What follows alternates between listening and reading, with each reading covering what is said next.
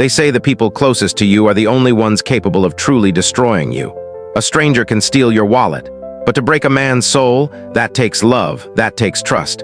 And in my case, that took blood. My name is Chris. I am 35 years old, and for exactly 8 hours, I was the happiest man on earth. I had just married Michelle, the woman I thought was my soulmate, and standing right beside me was Jake, my younger brother, my best man. If you had asked me that morning who I trusted most in this world, I would have said Michelle and Jake. By the next sunrise, both of them were dead to me. This isn't a story about a bad breakup. This is a story about total scorched earth revenge. I didn't get mad. I got even. Let me give you the context. Jake wasn't just my brother, we were inseparable. We worked together at our father's construction company. I was the COO handling the strategy. Jake was a project manager. He was reckless, and I spent half my career cleaning up his messes and covering for him.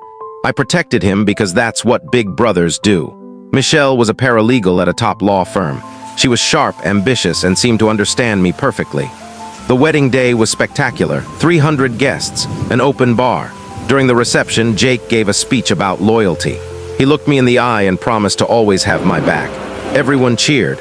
Looking back now, that speech wasn't a tribute. It was a joke. I drank too much that night.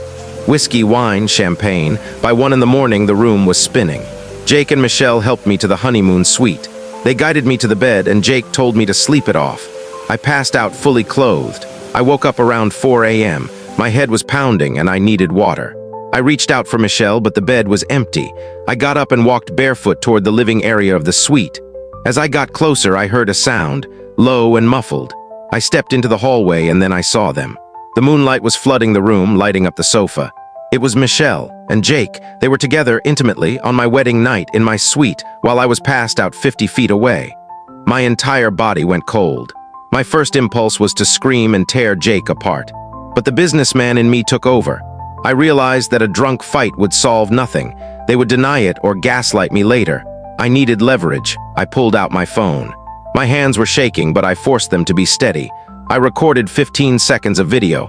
I got their faces, the room number, and the timestamp. They never even looked up. I slipped the phone back into my pocket. I didn't confront them. I turned around, grabbed my car keys and wallet, and walked out of the suite. I drove to a cheap motel and sat there for 4 hours, staring at the wall. As the alcohol wore off, the sadness turned into a cold, hard resolve. I wasn't going to just divorce her. I was going to dismantle their lives.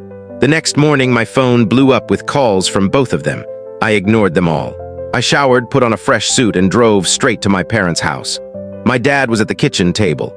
When he saw my face, he knew something was wrong. I didn't say a word. I just placed my phone on the table and pressed play. I watched his confusion turn to horror and then to a rage I had never seen before. My father built his company on loyalty. He looked at me and asked if this was from last night. I nodded. He stood up and called the director of HR immediately. He said, "I want Jake's access revoked. Cut his email. Cancel his company cards. Meet me at the office in 1 hour." We drove to the office. Jake was called in. When he saw me sitting next to Dad, he smiled, acting casual. Dad stood up and threw a packet of photos on the table, still frames from the video. Jake froze. Dad said, "You are no longer an employee of this company. You are no longer in my will. Get out before I have you thrown out." Security escorted him out of the building. He lost his 6-figure job, his inheritance, and his family in under 10 minutes. Next was Michelle.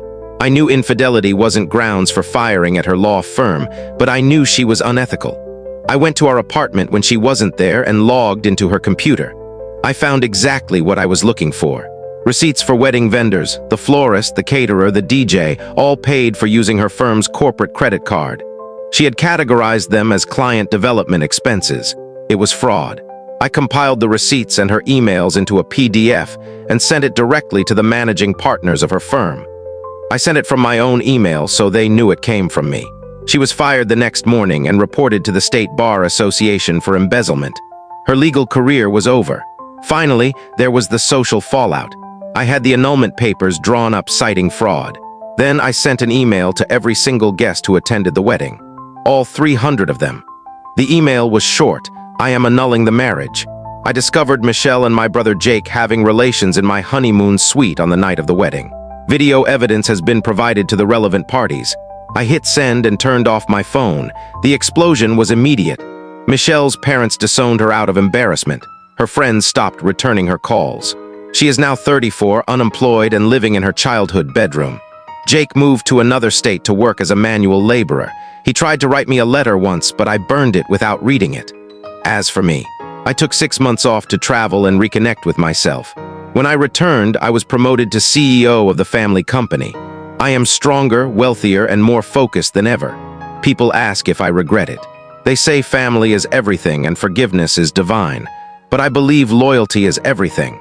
And when you break that loyalty in the most vile way possible, you forfeit your right to mercy.